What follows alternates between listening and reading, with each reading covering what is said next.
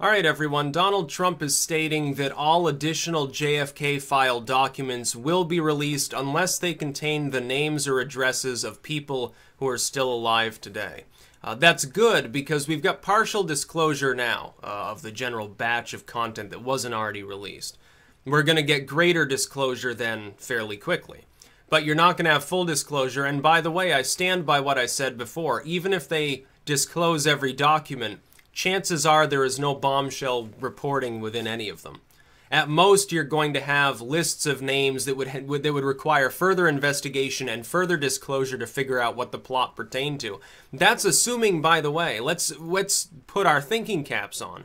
We have to make the logical leap to an assumption that the investigation performed by the government actually uncovered what the hell happened too. If they never uncovered that, then it doesn't matter how many documents you disclose. You'd have to do 100 years of investigation to figure it out. Have we thought of the possibility, because it would not be unprecedented, that the names and addresses listed are Russians or Cuban or something, that it has nothing to do with people from within the United States, assuming that there was Russian involvement or that it was investigated as though there could be Russian involvement? That could be the case. And it could be that the U.S. government is concerned about diplomatic problems with the Russian state. They did this with Animal Farm. Famous book, famous movie. Movie not nearly as good as the book. At the time when it was released, the FBI and CIA came in and told the people making the video, hey, could you scrub some of this content, change it around? And so the movie doesn't even really resemble the book. Animal Farm, the movie, is a shadow of the book. It's not nearly as good. A lot of it was left out. The entire meaning, for the most part, was changed. It almost warped into a kind of weird dystopian kids movie with Muppets or something.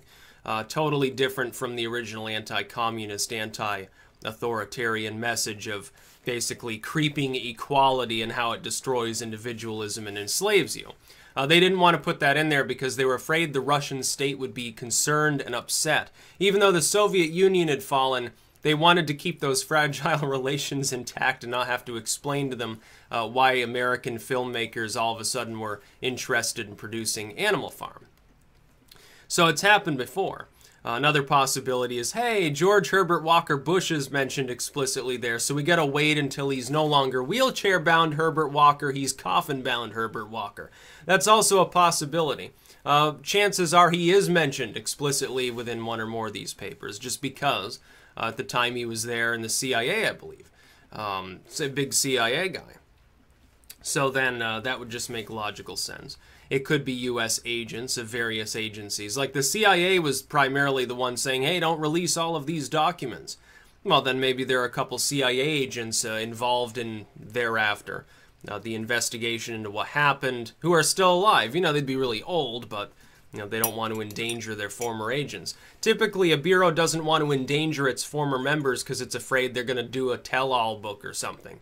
Or they'll feel backstabbed by their nation, they'll feel betrayed, and then they'll tell the public something they should be talking about. Like they'll fail to keep their secrets. It's probably a legitimate concern, but I think the public has a right to know exactly what happened, assuming that anybody knows. And it's not 100% certain that that's the case. Conspiracy theories aside, we can talk about who done it all day.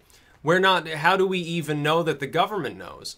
Maybe it was a communist conspiracy and they never fully uncovered exactly who accomplished it. Maybe it was a Tito situation a la Stalin era. You know, Tito threatens to poison Stalin after Stalin fails to kill him for the third time.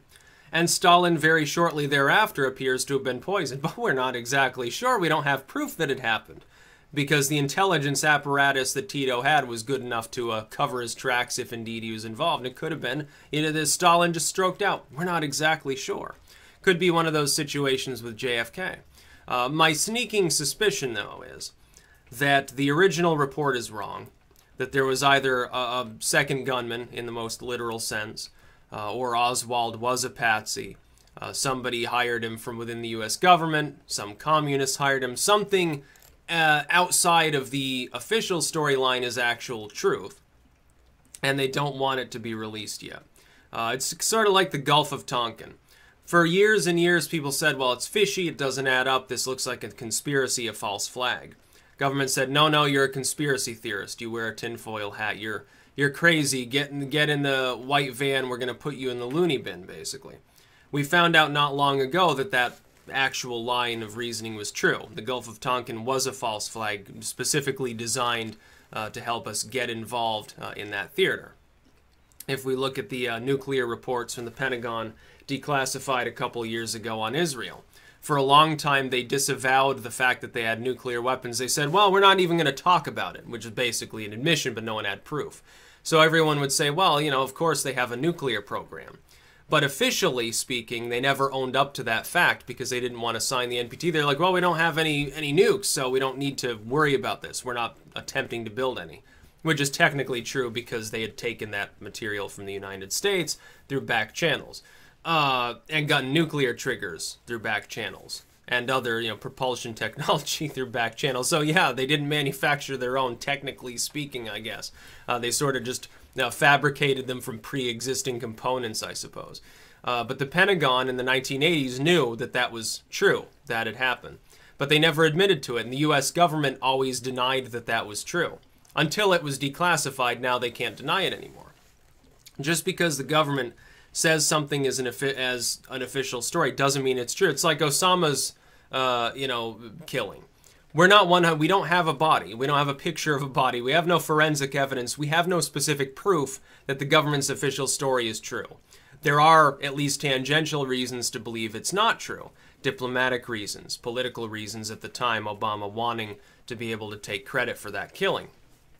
It seemed like it was a whirlwind. The news didn't report on it for very long. No proof was offered to the public. It makes people suspicious. Now, these same people will come out and say, if you deny the official story, they'll call you a conspiracy theorist.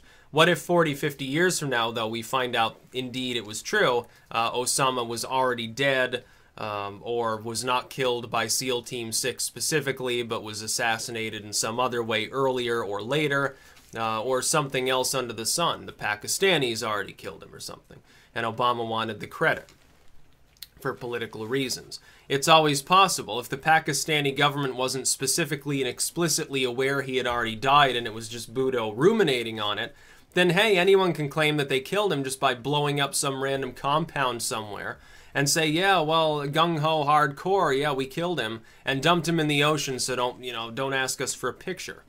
And then, of course, John McCain was the one that they trotted out to confirm, yeah, I saw the picture, I saw his mangled corpse, it was actually him. Well, you wouldn't know, John, and of course you're basically compromised in every possible way. So people thought that was a little mysterious. I think in retrospect, even more so than before.